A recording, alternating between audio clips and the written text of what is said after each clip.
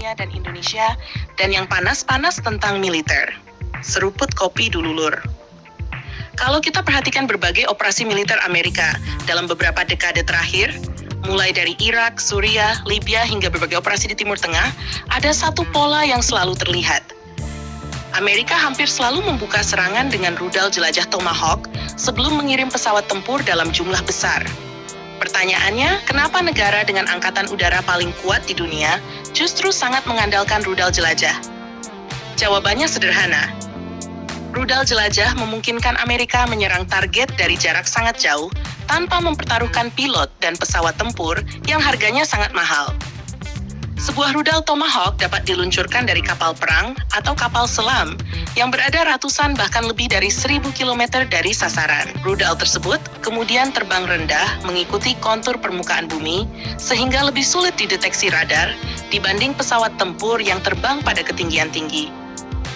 Dalam perang modern, risiko terbesar bagi pesawat tempur bukan lagi pesawat lawan, melainkan jaringan pertahanan udara berlapis yang terdiri dari radar jarak jauh, rudal darat ke udara, radar pasif, hingga sistem peperangan elektronik.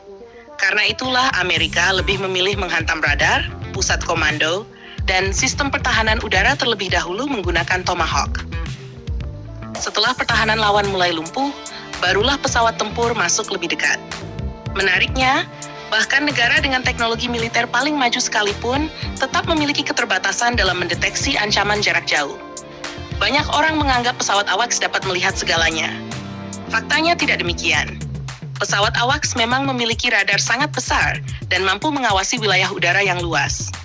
Namun, kemampuan radar tetap dibatasi oleh kelengkungan bumi. Semakin rendah target terbang, semakin pendek jarak deteksinya. Secara teori, radar AWACS dapat mendeteksi pesawat besar pada jarak ratusan kilometer. Namun terhadap rudal jelajah yang terbang sangat rendah, jarak deteksi bisa berkurang drastis karena rudal berada di balik horizon radar. Inilah alasan mengapa rudal jelajah masih menjadi senjata yang sangat berbahaya hingga saat ini. Ketika sebuah rudal terbang hanya beberapa puluh meter di atas permukaan laut, radar harus menunggu hingga rudal muncul dari balik lengkungan bumi sebelum dapat mendeteksinya. Akibatnya waktu reaksi menjadi jauh lebih singkat. Bahkan armada laut terbesar dunia pun tidak pernah mengandalkan satu radar atau satu pesawat AWACS saja. Mereka menggunakan kombinasi satelit, pesawat patroli maritim, kapal perang, radar darat, pesawat tempur, drone pengintai, dan jaringan data link untuk membangun gambaran situasi tempur secara menyeluruh. Sekarang kita kaitkan dengan kapal perang modern yang membawa rudal jelajah. Dalam peperangan laut saat ini, kapal yang menembakkan rudal tidak harus mendekati target seperti era Perang Dunia Kedua. Justru semakin jauh posisi kapal dari wilayah ancaman, semakin aman kapal tersebut. Konsep inilah yang menjadi dasar penggunaan rudal jelajah modern. Kapal perang dapat berada ratusan kilometer dari garis depan, menerima data target dari berbagai sensor, lalu meluncurkan rudal tanpa harus masuk ke zona pertahanan lawan. Karena itu kemampuan rudal jarak jauh menjadi sangat penting. Bukan hanya Amerika yang menerapkan konsep ini. Rusia menggunakan Kaliber, Tiongkok menggunakan CJ-10 dan berbagai rudal jelajah lainnya. Inggris menggunakan Tomahawk, Prancis menggunakan DCN. Hampir semua kekuatan militer besar dunia bergerak ke arah yang sama, yaitu menyerang dari jarak sejauh mungkin. Namun perlu dipahami bahwa keamanan sebuah kapal perang tidak hanya ditentukan oleh jarak tembak rudalnya.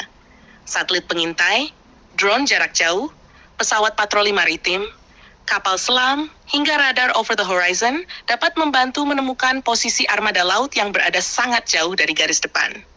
Karena itu, peperangan modern bukan lagi sekadar siapa yang memiliki rudal paling jauh, tetapi siapa yang memiliki jaringan sensor dan sistem komando terbaik. Di masa depan, kombinasi satelit, kecerdasan buatan, drone pengintai, dan rudal jarak jauh akan menjadi faktor utama kemenangan dalam konflik laut maupun udara. Dan itulah alasan mengapa Amerika masih sangat mengandalkan rudal jelajah hingga sekarang.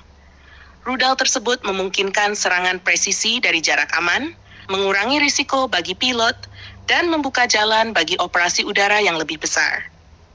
Perang modern semakin menunjukkan bahwa kemampuan melihat lawan lebih dulu dan menyerang lebih dulu seringkali lebih penting dibanding jumlah pasukan yang dimiliki.